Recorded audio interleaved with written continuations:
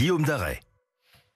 Vous êtes bien sur BFM Politique. Il veut incarner la droite de demain. Quelles sont ses solutions pour répondre aux questions d'insécurité et d'immigration? Bonjour Laurent Wauquiez. Bonjour. Vous êtes notre invité aujourd'hui dans BFM Politique. À mes côtés, Amandine Atalaya, éditorialiste politique BFM TV. Bonjour Amandine. Et Lucie Robquin, directrice des rédactions de La Tribune. Bonjour, La Tribune Dimanche, notre partenaire de cette émission. Alors vous allez nous dire dans cette émission pourquoi vous comptez et vous pensez pouvoir incarner la droite demain. Quelles sont vos propositions en matière économique pour trouver par exemple les 40 milliards d'économies que le gouvernement souhaite faire. Et puis il y a ces questions effectivement d'insécurité qui sont très présentes dans le quotidien des Français. Vendredi, c'est un fidèle musulman qui a été tué d'une 50aine de coups de couteau dans la mosquée d'une petite ville du Gard. Le suspect est toujours en fuite. Il s'est filmé, on l'entend insulter Allah. J'ai regardé vos réseaux sociaux. Vous n'avez pas réagi sur le meurtre de la jeune fille dans le lycée à Nantes. Vous aviez réagi. Je vais être un peu cash, mais est-ce que c'est parce que quand c'est un musulman, c'est moins grave que quand ce n'est pas un musulman? Non, c'est parce que précisément ce que je voulais, c'est avoir l'information de savoir s'il y avait cette connotation islamophobe. Et puis j'étais à votre antenne, par respect pour vous, je réserve aussi ma réaction, c'est quand même normal. Alors justement, le procureur dit que parmi les pistes envisagées, il y a celle d'un acte islamophobe. J'ai vu précisément, et c'est cette information que je voulais avoir, ça fait partie des pistes qui sont envisagées. C'est un signe de plus, ça peut toucher des mosquées, ça a touché vendredi un lycée, c'est un signe de plus de ce qu'on voit, c'est l'ensauvagement radical de la France. Je voudrais juste qu'on comprenne bien... C'est l'ensauvagement général, Laurent Wauquiez, ou c'est un climat islamophobe, en l'occurrence en France, qui aurait participé de cet événement? Ah non, pardon, mais vendredi, ça n'était pas un attentat islamophobe. Lola et Philippines n'étaient pas un attentat islamophobe. Là, on a un attentat islamophobe. De quoi on parle? On parle d'un pays qui est aujourd'hui le pays d'Europe dans lequel il y a le plus d'agressions. Nous sommes devenus le pays d'Europe qui est un des pays les plus violents. Et ce qui me frappe, c'est qu'à chaque fois, on passe des seuils. Saint-Ouen, où on ferme une école pour laisser vivre un point de deal, les attaques au couteau, les tirs à la Kalachnikov contre des prisons, cette attaque meurtrière au sein d'une mosquée, tout le monde est touché, tous les lieux, il n'y a plus aucune exception. Et moi, mon raisonnement, il est assez simple. C'est qu'on n'y arrivera pas avec des mots, on n'y arrivera pas en appliquant les recettes antérieures, il y a besoin d'une profonde rupture. Mais est-ce que ce matin, vous apportez votre soutien aux musulmans de France? Ça va de soi, c'est un crime ignoble. De la même manière que je dénonce l'antisémitisme, de la même manière je dénonce l'islamophobie, ça va de soi, je ne comprends même pas votre question. Donc il y a de l'islamophobie en France? Enfin, c'est une évidence. De la même manière qu'il y a de l'antisémitisme en France, de la même manière qu'il y a un racisme anti-blanc. On a affaire à une société dans laquelle nous n'arrivons plus à faire respecter la sécurité et l'ordre, et ça ne va pas en s'améliorant, ça se dégrade. La France Insoumise appelle à un rassemblement place de la République pour soutenir les musulmans de France ce soir. Vous irez manifester, Laurent Wauquiez? Je ne vais pas manifester avec la France Insoumise, n'en soyez pas surpris, parce que je ne suis pas dupe de leur double discours.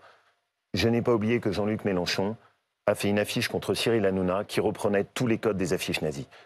Donc la France Insoumise qui alimente la haine contre les Juifs, la France Insoumise qui traite nos policiers et nos gendarmes de criminels, non, ne soyez pas surpris, mais je ne m'acoquine pas avec ces gens-là.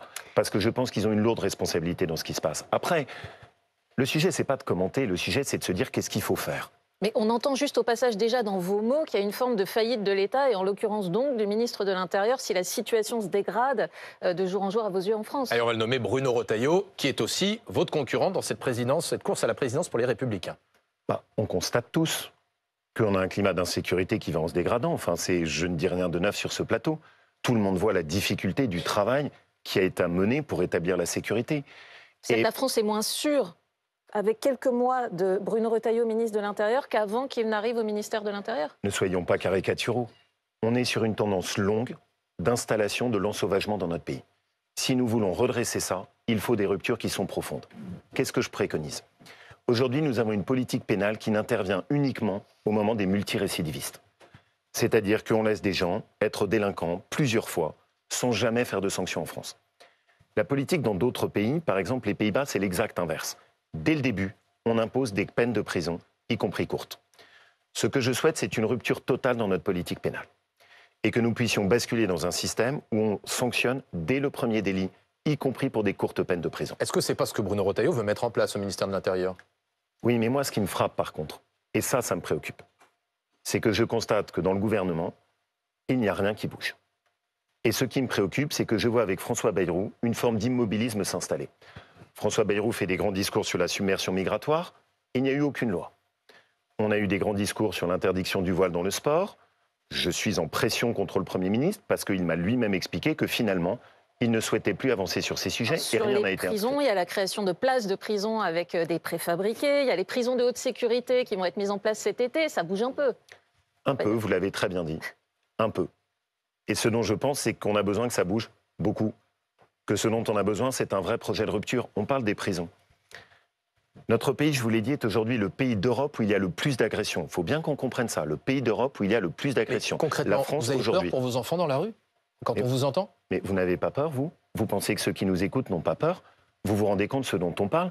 Dans ma région, j'ai eu le meurtre de Thomas, à Crépol, sortir d'un bal de village. Moi, mes enfants vont à des bals en Haute-Loire. C'est un bal de village, dans un petit territoire. Vous vous retrouvez avec un fils qui est poignardé.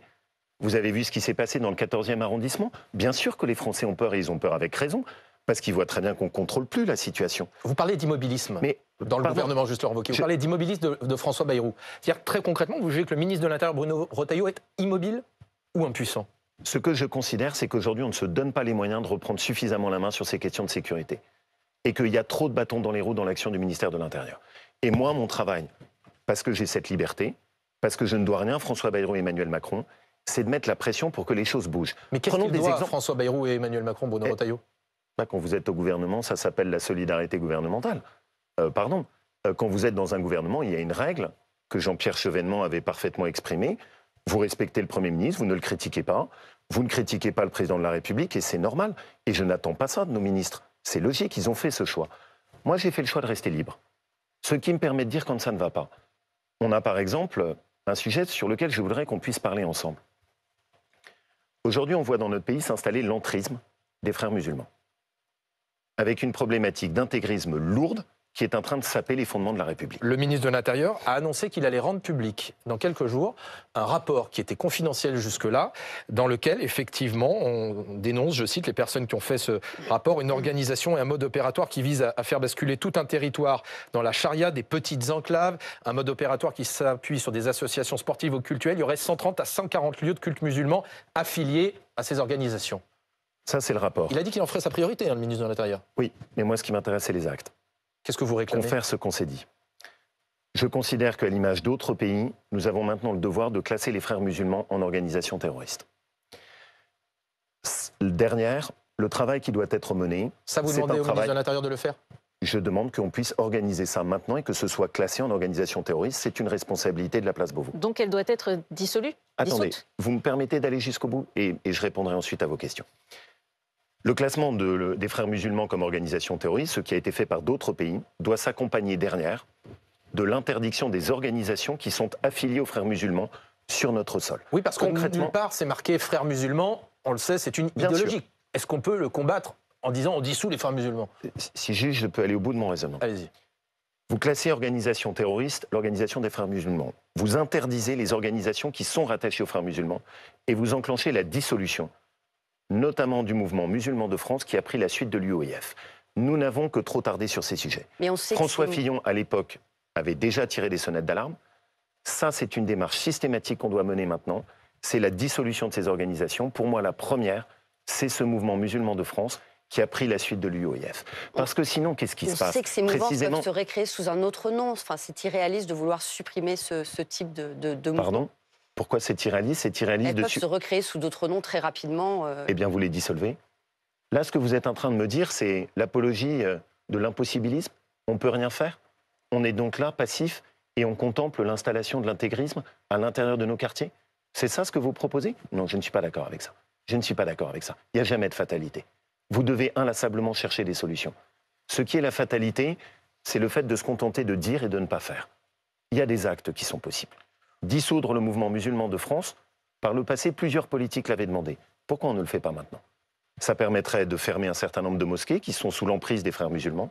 Ça permettrait de lutter contre des réseaux de financement occulte. Ça permettrait de dissoudre des organisations qui sont dans l'orbite des frères musulmans. Maintenant, il faut qu'on passe à l'offensive. On ne peut pas juste se contenter de rapports et d'être spectateur de ce qui se passe. Nous devons agir. Et pour moi, c'est toujours la même ligne directrice. Si on veut remettre notre pays dans la bonne direction, il faut assumer un travail de rupture. Mais franchement, Faut vous aviez tout un refaire. doute sur la volonté de Bruno Retailleau de s'en prendre aux frères musulmans? Non, mais précisément, ce que je pense, c'est qu'on doit agir maintenant. On doit agir, vous l'avez dit, ça fait quand même maintenant plusieurs mois. Je suis favorable à ce qu'on passe maintenant à des actes.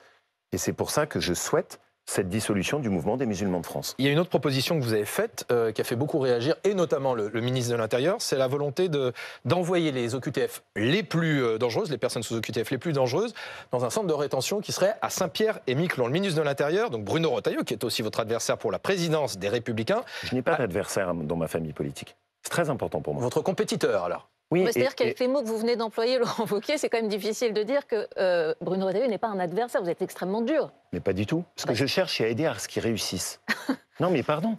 Ça vous fait rire. Moi, l'insécurité me fait pas rire. Non, mais vous avez des L'explosion- propos qui sapent son action Non, pas du tout. constamment. Il faut bien qu'on comprenne quelle est la situation. Nous avons décidé d'intervenir dans un gouvernement pour épargner à notre pays le chaos. C'est une décision qui n'était pas facile à prendre pour les Républicains. Vous savez très bien les différences qu'on a avec la Macronie. Trop souvent, par le passé, on a reproché à la droite de n'avoir que des paroles qui étaient dures dans l'opposition et quand elle était au pouvoir, d'avoir des actes faibles. C'est souvent le doute qui s'est installé pour les Français à l'égard de la droite. Je ne veux pas que ça se renouvelle. Alors Et justement, donc pour moi, ce qui est très important, c'est qu'en étant au gouvernement et en ayant assumé cette responsabilité, il faut que ce soit différent de ce qu'il y avait avant. Ça ne peut pas être une pâle copie du macronisme. aujourd'hui, c'est Et donc donc, pas le copie ce du point- macronisme, Bruno Retailleau au ministère de l'Intérieur? Et il Non. devrait quitter le gouvernement mais si c'est un échec. Pardon, Allez-y, c'était allez-y. pour moi difficile d'aller dans tous les C'est sens quand pareil, même. c'est un duo, ce n'est pas un duel. C'est comme vous avec Bruno Retailleau. Vous me rassurez. Eh ben, vous voyez, vous avez compris ce que On je se propose. J'ai bien compris. Un duo et pas un duel. Et la pression pour faire en sorte qu'on aille chercher ces résultats. C'est pour ça que je suis exigeant. Parce que si je ne suis pas exigeant, je sais trop ce qui va se passer. Dans 6 mois, on se réveillera et on dira « mais on n'a pas réussi à être suffisamment ferme ».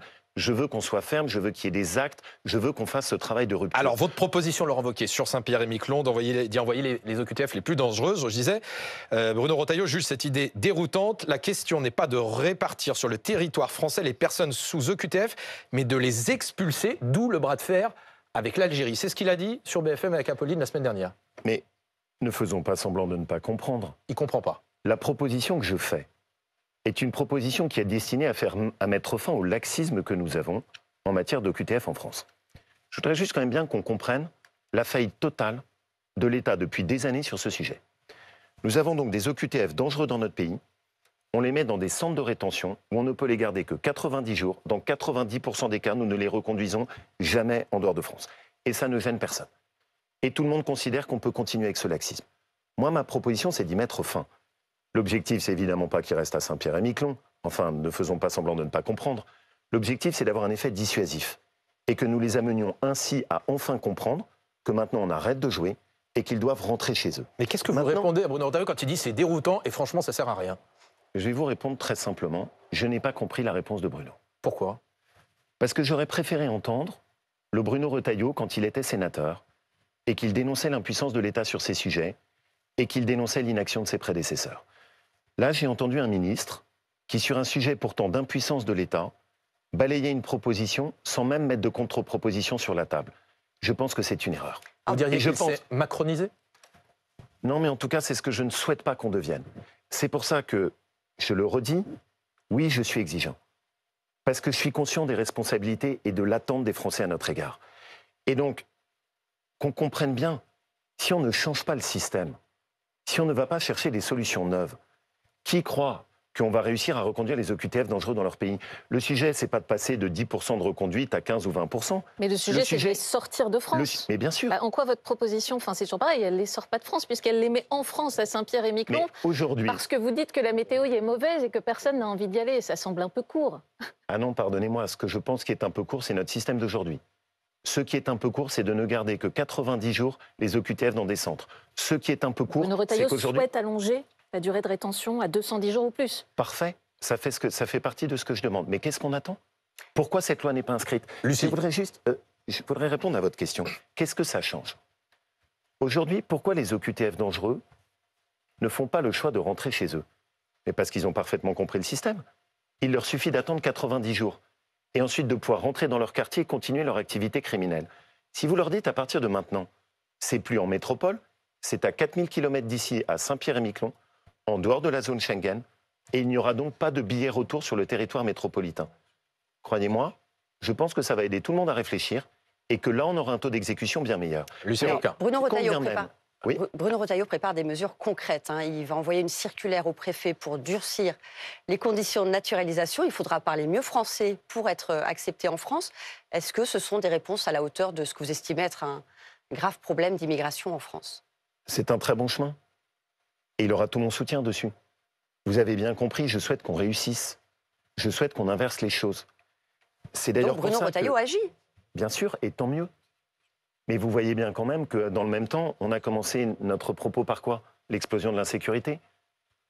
On parle des OQTF, vous voyez bien que dessus, on se heurte quand même à un mur. Et donc moi, ce que je souhaite, c'est aider à ce qu'on aille plus loin. C'est pour ça d'ailleurs que je pense que nous sommes complémentaires. C'est pour ça que quand je dis que c'est un duo et pas un duel, c'est pas du tout un trait d'humour. C'est parce que je pense qu'il faut que chacun soit dans son rôle. Vous voyez bien à travers nos propos la difficulté de la tâche du ministre de l'Intérieur. Avec l'explosion de l'insécurité et de l'immigration, ça n'est pas comme il y a 20 ans. Vous ne pouvez pas tout faire, vous ne pouvez pas cumuler. Et quand vous voulez tout faire, le danger est de ne rien faire de bien. C'était plus facile pour Nicolas Sarkozy à l'époque? Factuellement, les agressions étaient 2 fois moins. Il y avait 2 fois moins d'agressions violentes à l'époque de Nicolas Sarkozy. Il y avait 2 fois moins d'étrangers auxquels nous donnions des titres de séjour à l'époque de Nicolas Sarkozy. Vous savez qu'au cours des 12 mois qui viennent de s'écouler, notre pays n'a jamais donné autant de titres de séjour. Et donc oui, la situation, c'est une évidence, est beaucoup plus difficile. On n'est pas comme il y a 20 ans. Enfin, tout le monde le comprend. Et donc aujourd'hui, ma conviction, c'est que ministre de l'Intérieur, c'est un investissement à 300%. Et il faut que nous les aidions à réussir. Et de l'autre côté, pour le parti, il faut qu'il y ait une parole libre qui permette de pousser tous ces sujets sur lesquels vous voyez bien que François Bayrou n'a pas la détermination d'avancer. Et ça, c'est ma parole. Vous avez évoqué les OQTF, la question de l'immigration, la question de cet ensauvagement, on le disait, avec notamment ces attaques parfois au couteau. Très concrètement, vous aviez essayé de mettre en place des portiques en région Rhône-Alpes, mais c'est des portiques qui étaient des tourniquets. Concrètement, François Bayrou a dit qu'il faut les développer, mais à quoi ça sert si ce n'est pas des détecteurs? C'est effectivement un sujet auquel moi je me suis heurté quand j'étais président de région. Et j'ai vu monter cette explosion de la délinquance. À l'époque, comme sur les OQTF dangereux, j'ai donc enclenché une proposition qui consistait à sécuriser tous nos lycées avec des dispositifs anti-intrusion. J'ai connu la même polémique que celle que sur les OQTF dangereux. 5 ans plus tard, personne ne viendrait contester l'utilité de ce dispositif. Ce que je souhaite, c'est qu'il soit introduit dans tous les lycées de France. C'est-à-dire des dispositifs avec des sas de sécurité, des systèmes de badge, des systèmes de portiques qui permettent d'empêcher les intrusions. Est-ce que c'est la solution miracle? Non. Ça n'aurait pas empêché le drame de Nantes, j'en suis parfaitement conscient. Mais à l'inverse, l'assassinat du professeur Bernard, le drame qu'il y a eu à Reims, les drames et les attaques qu'il y a eu à Perpignan, ça permettrait de les empêcher. C'est la première chose que je souhaite. Et c'est une proposition très concrète. Il faut juste s'y atteler tout de suite. La deuxième, aujourd'hui, un chef d'établissement, contrairement par exemple au Royaume-Uni, des agents des lycées n'ont pas la possibilité de fouiller les sacs, par exemple, pour pouvoir supprimer et enlever tous ces couteaux. C'est la deuxième chose que je demande. Changeons la loi. Aujourd'hui, elle ne nous le permet pas. Exemple de plus, de choses sur lesquelles je ne veux pas qu'on se contente de commentaires. Il faut des actes. Il faut qu'on passe des paroles aux actes. Parce que sinon, je connais trop ce qui s'est passé. On met des propositions sur la table, très bien, ensuite on fait des minutes de silence, on fait des marches blanches, et il n'y a jamais rien qui change. Moi, ma détermination, c'est que je veux des résultats. Je veux que ça bouge. Je veux que ça change. Laurent Wauquiez, dans un instant, vous nous direz où est-ce que vous comptez trouver les économies nécessaires à la France. Est-ce que c'est dans la poche des Français que vous irez les chercher ou pas? Vous restez sur BFM. Dans un instant, c'est le retour de BFM Politique avec Laurent Wauquiez.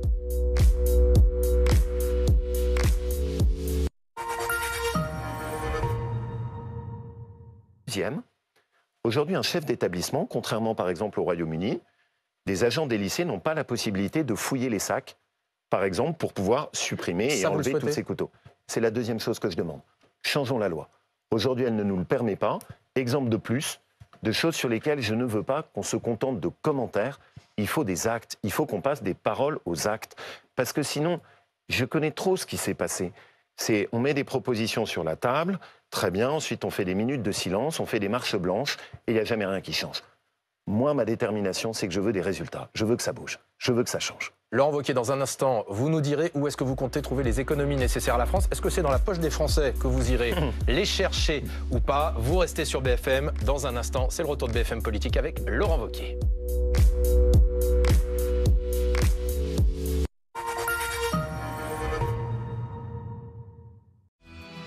Le Crédit Agricole Atlantique Vendée s'investit aux côtés des associations qui font bouger le territoire. Avec Wijagi by CA, un paiement par carte bancaire sociétaire vous permet de verser 1 centime dans votre cagnotte pour l'association de votre choix. Devenez sociétaire et agissez pour votre territoire. Au Crédit Agricole Atlantique Vendée, entre vous et nous, ça match. Ça va, ma chérie? Non, j'ai tout raté. Ton contrôle de maths? Mais non, le dernier épisode de ma série parce que j'avais plus de gigas dans mon tel, ok? Et si vous choisissiez plutôt SFR Multi pour partager instantanément jusqu'à 100 gigas par mois avec vos ados avec l'internet mobile numéro 1. Première édition. Je sais, il est déjà 7h. Bon réveil. Pourquoi parle-t-on Nicolas aujourd'hui? Quelle est l'humeur politique de Mathieu Croissando ce matin? Humeur sismique. Non, ça va ce matin? C'est un lapsus. Éléonore, quelle est la tendance? La vigilance rouge. Qu'on est entré dans l'année du serpent. Le budget se joue aujourd'hui. La météo, Marc, avec la caméra. Première édition, présentée par Christophe Delay et Adeline François. Chaque matin, de 6h à 9h, en direct sur BFM TV.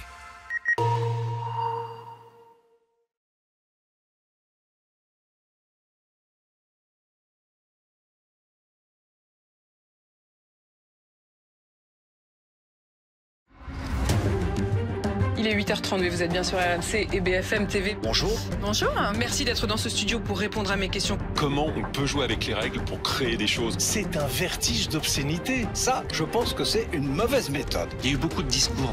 Il est temps de passer aux actes. Vous avez raté tout près du but, hein. Mais effectivement, le pays s'est levé contre vous. Ce qui se passe est absolument sans précédent. C'est un sujet qui nous concerne tous. On a tous des responsabilités, chacun doit prendre la sienne. Le face-à-face, présenté par Apolline de Malherbe. Du lundi au vendredi, en direct à 8h30 sur BFM TV.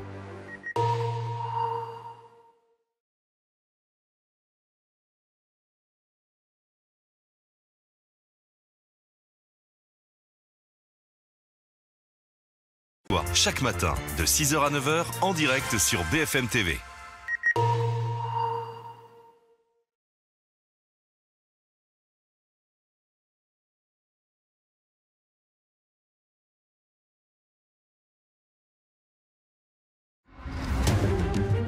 Il est 8h30, mais vous êtes bien sur RMC et BFM TV. Bonjour. Bonjour, merci d'être dans ce studio pour répondre à mes questions. Comment on peut jouer avec les règles pour créer des choses? C'est un vertige d'obscénité. Ça, je pense que c'est une mauvaise méthode. Il y a eu beaucoup de discours. Il est temps de passer aux actes. Vous avez raté tout près du but, hein. Mais effectivement, le pays s'est levé contre vous. Ce qui se passe est absolument sans précédent. C'est un sujet qui nous concerne tous. On a tous des responsabilités, chacun doit prendre la sienne. Le face-à-face, présenté par Apolline de Malherbe. Du lundi au vendredi, en direct à 8h30 sur BFM TV.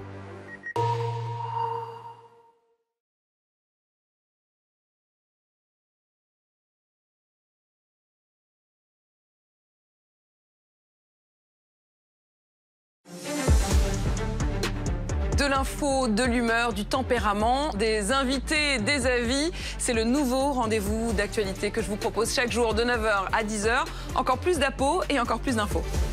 Apolline, de 9 à 10, du lundi au vendredi, en direct sur BFM TV.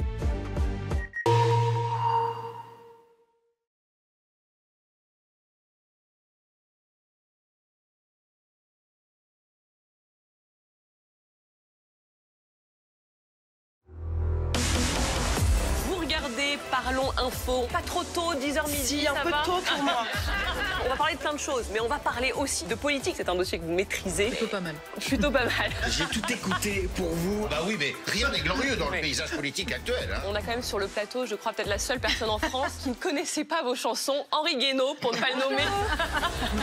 Parlons info, présenté par Julie Hamet. Du lundi au vendredi, de 10h à midi, en direct sur BFM TV.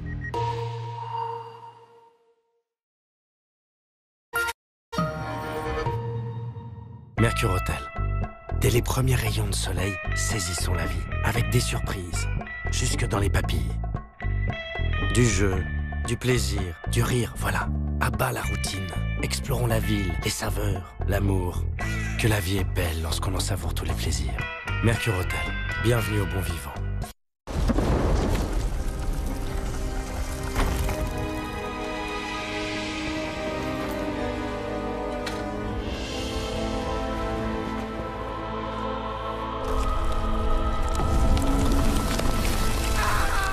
Agir, c'est bien. Réfléchir, c'est mieux. Surtout lorsque vous achetez une voiture d'occasion. Choisissez votre véhicule reconditionné dans l'un de nos 1200 points de vente Spoticar et bénéficiez d'une garantie jusqu'à 24 mois. Spoticar, le leader de l'occasion. Donc, je suis dans une parapharmacie et vous pouvez pas me vendre du paracétamol. Mais c'est paranormal, ça. Parafaitement. Oui, c'est absurde. La loi nous interdit toujours de vendre les médicaments sans ordonnance dans nos parapharmacies. Parce qu'on les vendra à prix Leclerc. Leclerc. Des idées reçues sur les alarmes, on en a tous. Non mais, de toute façon, une alarme, ça n'arrête pas tous les cambrioleurs. Détrompez-vous Mathilde, car en cas d'intrusion avérée, Vérissure met l'individu en fuite. Avec la télésurveillance et son brouillard anti-cambriolage qui se diffuse en quelques secondes, Vérissure met en fuite les intrus et prévient les forces de l'ordre. Ah mais c'est bien plus qu'une alarme alors. Bien plus. Et c'est pour ça que Vérissure est le numéro 1 des alarmes télésurveillées en France. Rendez-vous sur vérissure.fr ou appelez le 3110.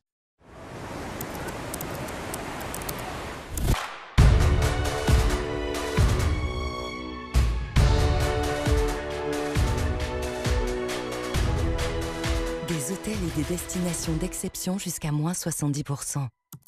Voyage privé, l'évasion commence ici. Chaque kilomètre vous offre de nouveaux horizons. Chacune de nos technologies ouvre de nouvelles voies. Et si nous mettons autant de cœur à les développer, c'est pour vous offrir de nouvelles émotions. Nous sommes Audi. Découvrez l'ensemble de la gamme électrique chez votre partenaire Audi.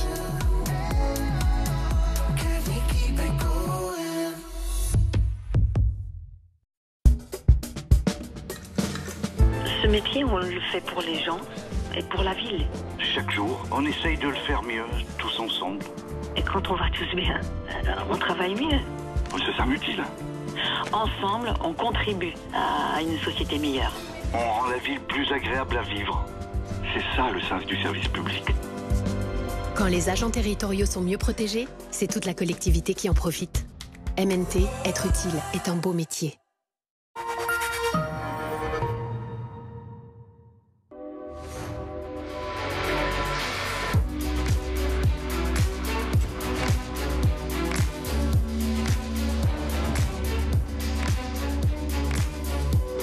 BFM TV, BFM Politique, Guillaume Daret.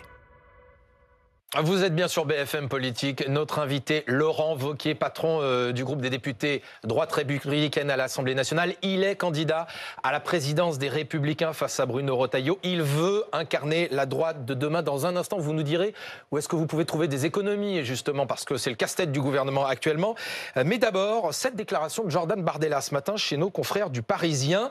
Il n'y a pas d'ambiguïté sur le fait que Marine Le Pen est ma candidate et que si elle devait être empêchée demain, je pense pouvoir dire que je serais son candidat, dit aujourd'hui le président du Rassemblement national. Vous avez toujours dit que vous combattiez le RN parce qu'il n'avait pas les mêmes idées que vous sur le plan économique. On sait que Jordan Bardella est plus libéral, qu'il n'a pas la même ligne économique que Marine Le Pen. Est-ce que ça veut dire que si c'est Jordan Bardella demain le candidat du Rassemblement national, vous pourriez davantage travailler avec lui ?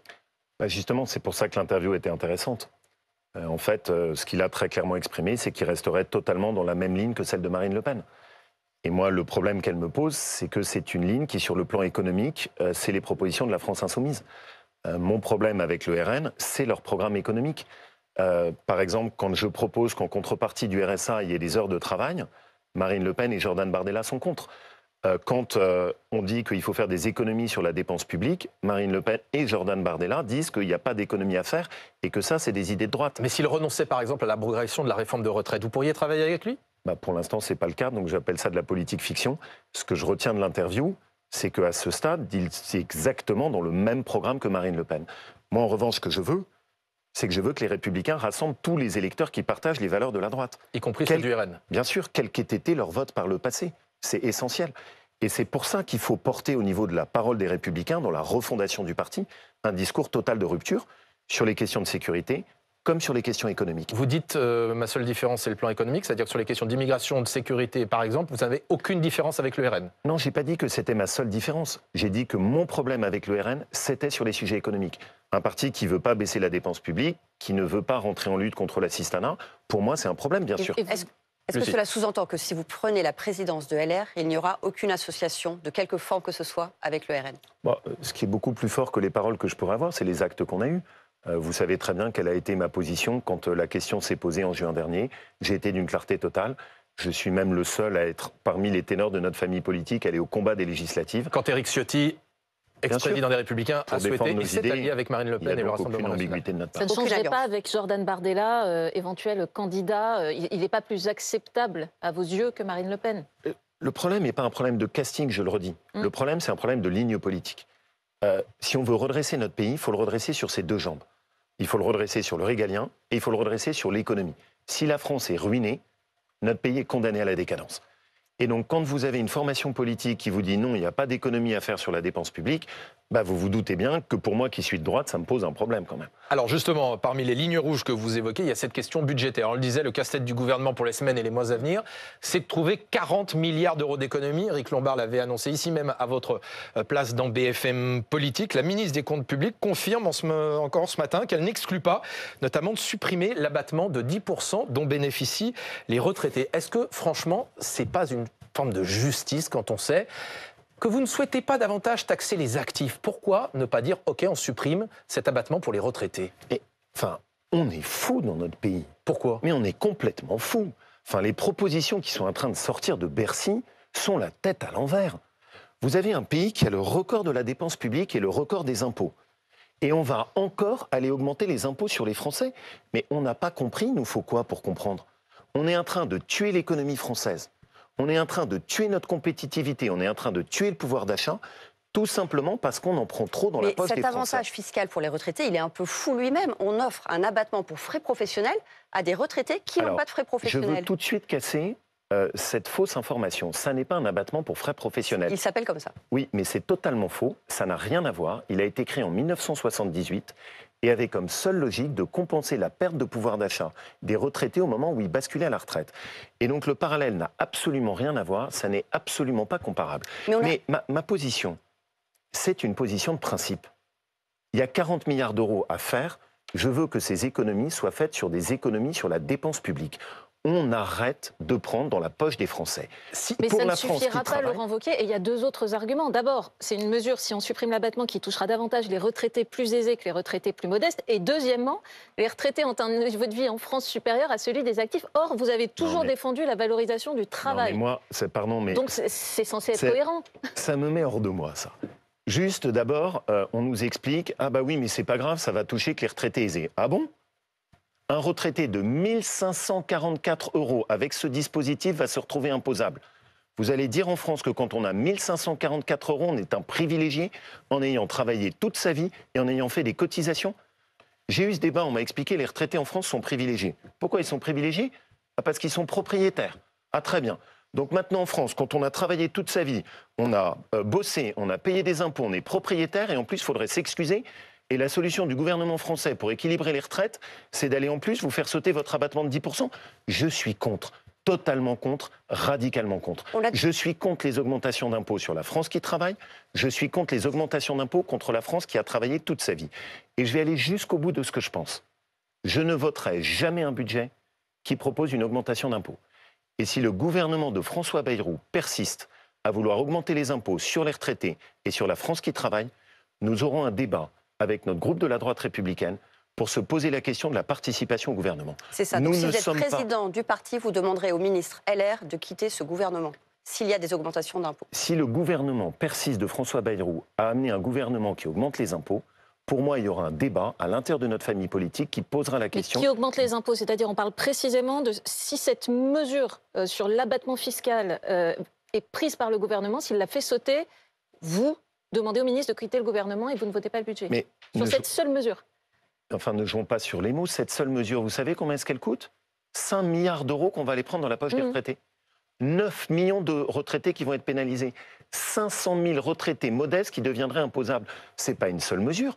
Pour moi, dans la vie, il faut que les choses soient claires. Je déteste quand on joue avec les mots. Supprimer un abattement fiscal, ça veut dire augmenter les impôts. Et donc, c'est très simple. S'il y a des augmentations d'impôts, c'est non.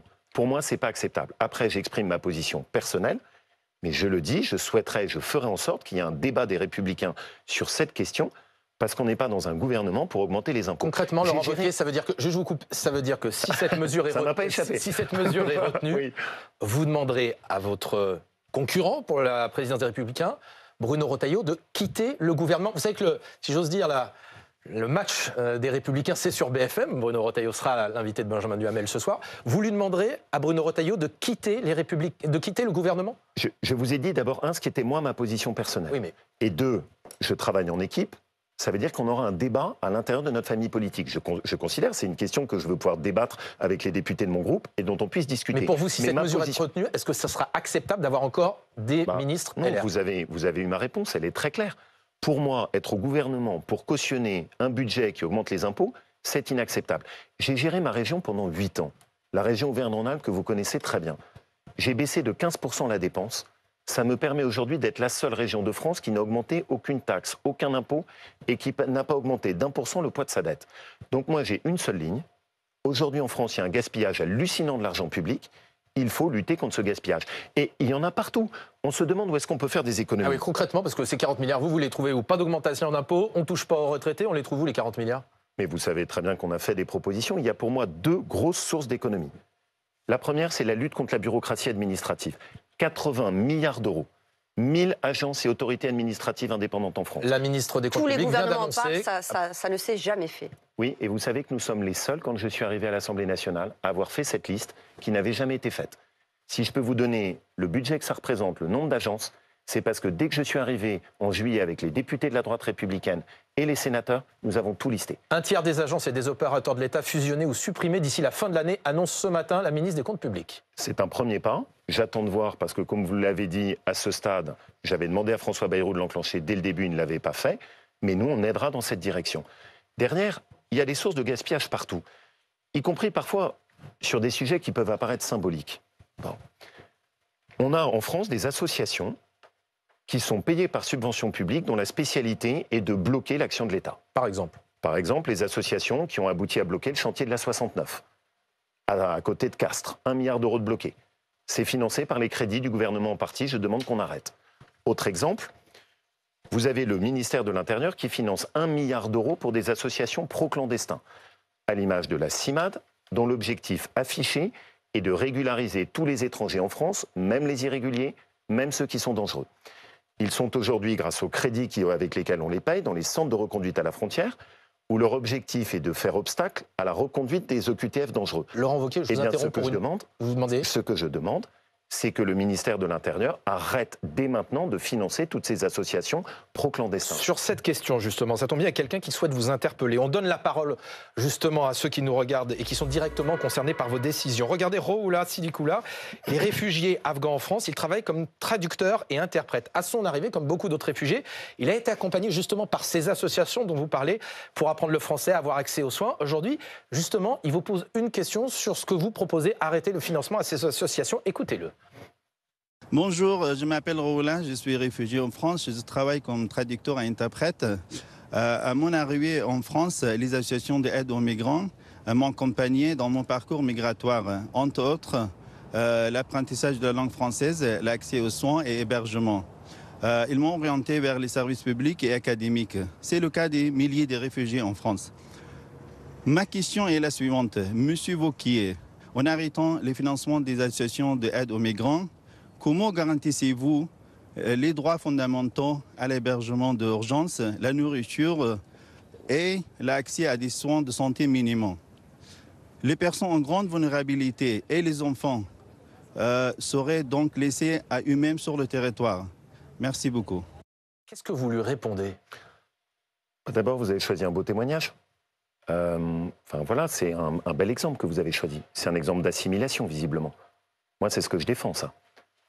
Mais par contre, ce que je ne supporte plus, c'est que malheureusement, ces associations dont on parle, la CIMAD par exemple, sont installées dans les centres de reconduite à la frontière. J'y suis allé moi-même. Je voulais voir. On parle de mini-prisons, où on ne met pas des gens comme celui qui a témoigné, on met des gens extrêmement dangereux, qui ont été condamnés pour viol, tir à arme à feu, trafic de drogue. Et les associations qui sont payées par ces crédits du ministère de l'Intérieur sont à l'intérieur de ces locaux, reçoivent tous ces individus ultra dangereux et regardent avec eux comment est-ce qu'on peut mener une stratégie de guérilla juridique pour bloquer leur reconduite. Là-dessus, je suis désolé. tous les exemples du monde ne me feront pas changer d'avis. On a donc un gouvernement qui paye des associations dont l'objectif affiché est de faire obstacle à la conduite du gouvernement. Ça n'a pas de sens, c'est totalement schizophrène. Donc il faut qu'on arrête ça. C'est la première source d'économie. La deuxième source d'économie, c'est la question de l'assistanat dans notre pays. Moi, je suis attaché à notre système social. Je veux qu'on le préserve, des services publics qui marchent, mais un système social qui est fait pour les gens qui en ont vraiment besoin. Or, aujourd'hui, on a dérivé, je l'ai souvent dénoncé, de ce système vers l'assistanat et vers les abus. Ça coûte très cher dans notre pays. C'est 140 milliards d'euros d'aide sociale non contributive. Et on aboutit surtout à cette situation où, dans notre pays, ceux qui travaillent ont trop souvent le sentiment de travailler pour payer des impôts pour que d'autres touchent les aides sociales. La différence n'est pas suffisante. Quand vous êtes avec un salaire de 3 000 euros brut, en réalité, il vous reste à peu près 2 200 euros pour vivre. Et dernière, si vous êtes au RSA avec 3 enfants en couple, vous allez toucher 2 300 euros. Ça, c'est votre proposition pour la France. C'est quoi votre proposition pour la France? Ma proposition pour la France, c'est qu'on corrige l'assistanat, on arrête l'assistanat, on revalorise le travail. Je considère qu'on peut économiser à peu près la moitié de notre budget, aux alentours de 50 à 60 milliards d'euros.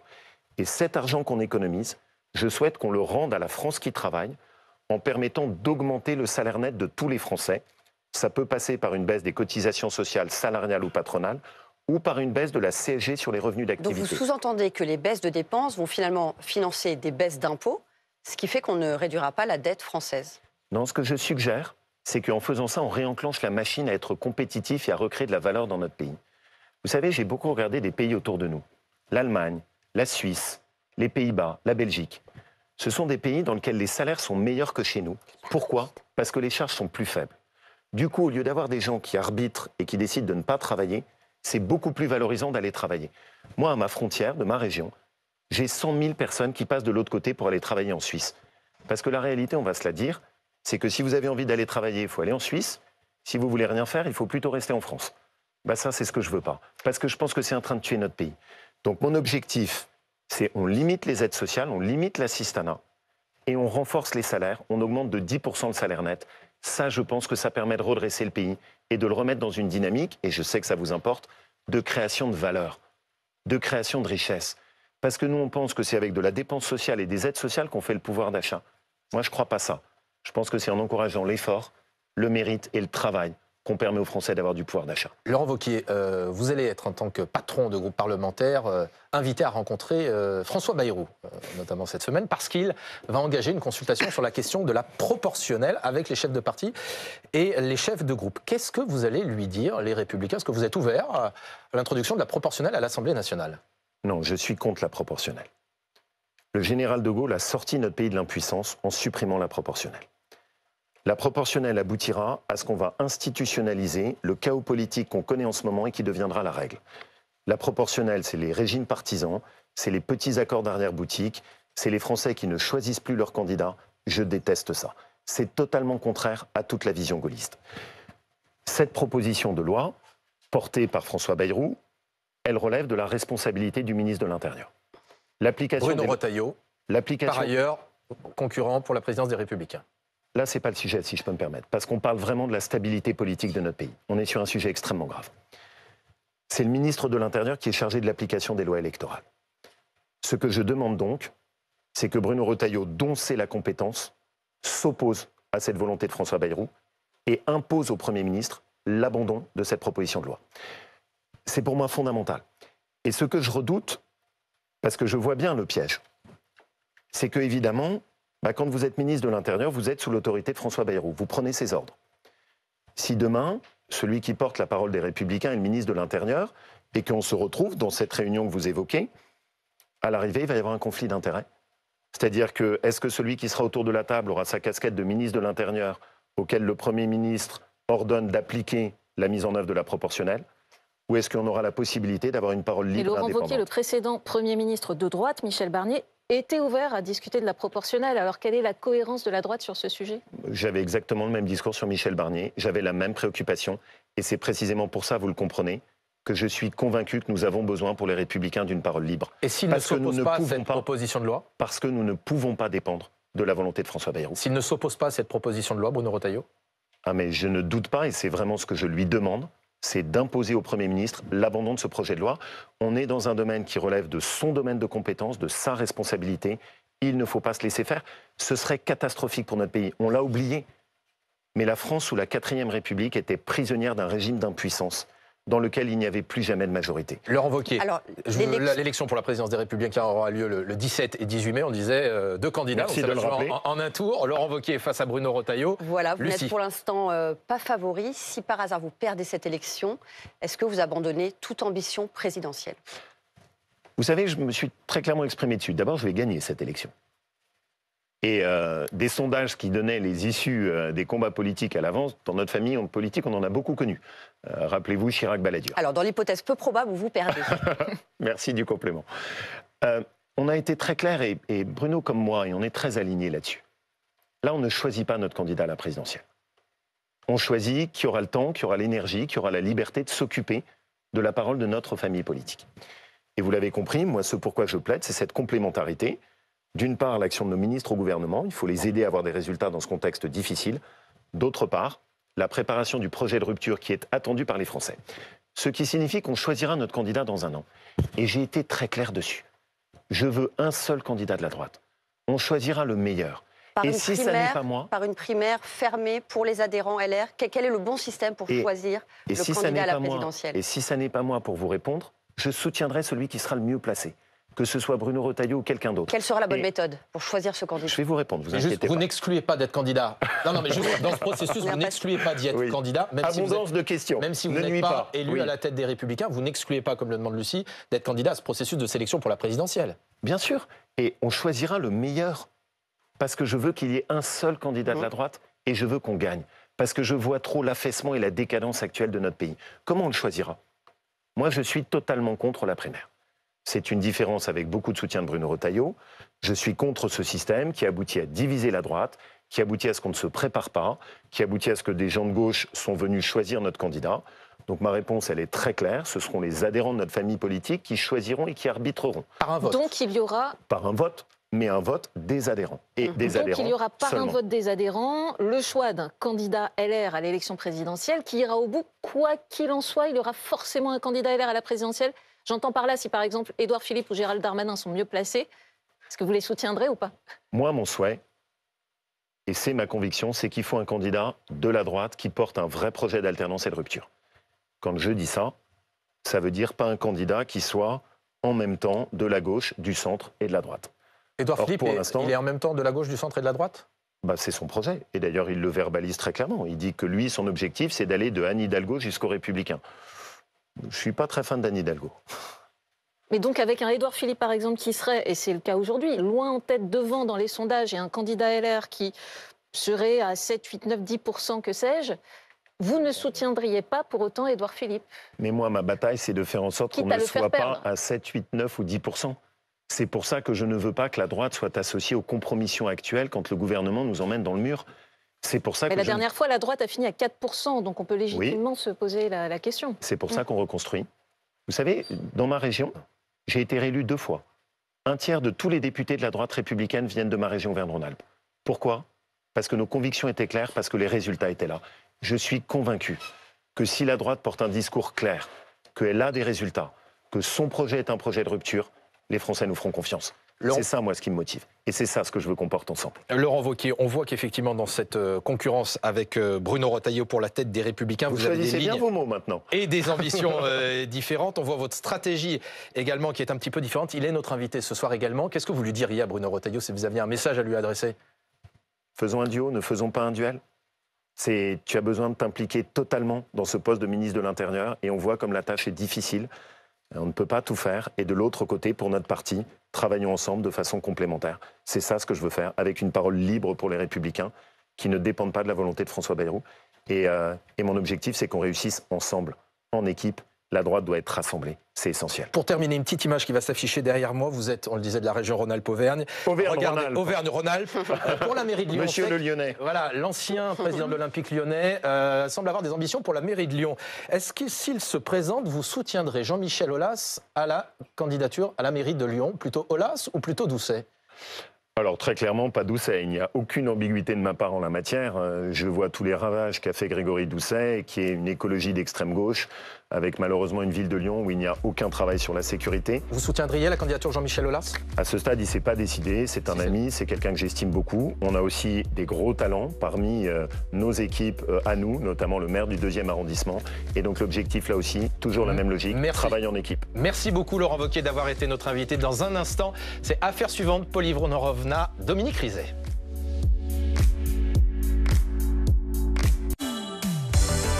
C'est pas tout.